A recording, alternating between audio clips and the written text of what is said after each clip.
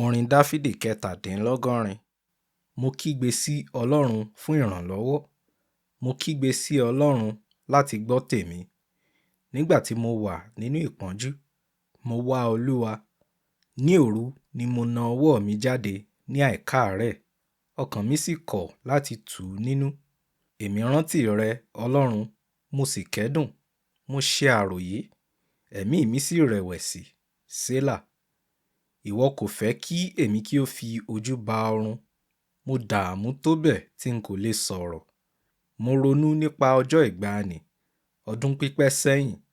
Mo rántí orin mi ní òru. Èmi ń bá àyà mi sọ̀rọ̀, ọkàn mi sì ń ṣe àwárí jọjọ.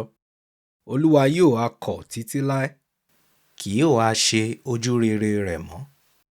Ṣé ìfẹ́ rẹ àti àánú rẹ ti kú lọ láéláé? Ìlérí rẹ á kùnà títí ayé. Ọlọ́run á gbàgbé láti máa ṣàánú.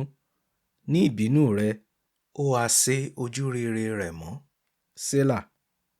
Èmi wí pé, èyí ni ẹ̀dùn ọkàn mi, pé ọwọ́ ọ̀tún ọ̀gá ògo jùlọ ti yí padà.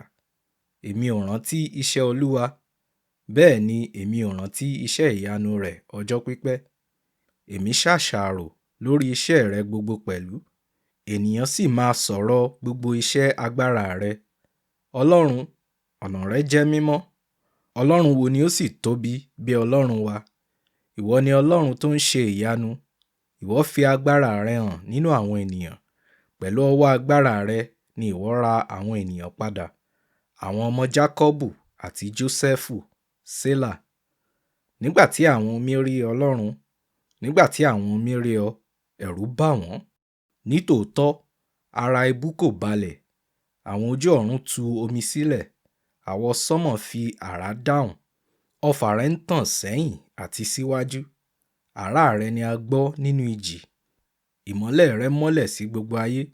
Ayé bẹ̀rù, wọ́n sì wárìrì. Ipá rẹ gba òkun.